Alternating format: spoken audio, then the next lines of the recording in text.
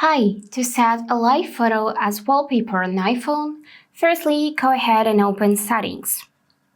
Now start scrolling down to find this section, Wallpaper, and then simply click on blue button to add new one.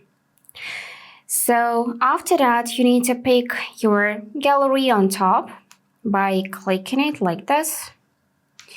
And then, of course, pick photo you want to set as live wallpaper. So this is mine. Here it should load a bit and now you should see it like an animation.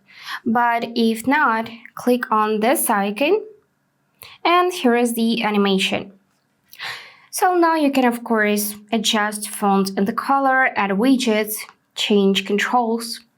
But to set it, we need to click Add and choose either set as pair or customize home screen separately. So I'm gonna set as pair and now let's test it. So each time you'll press your power button to see a lock screen, you should see your live photo as this cute animation.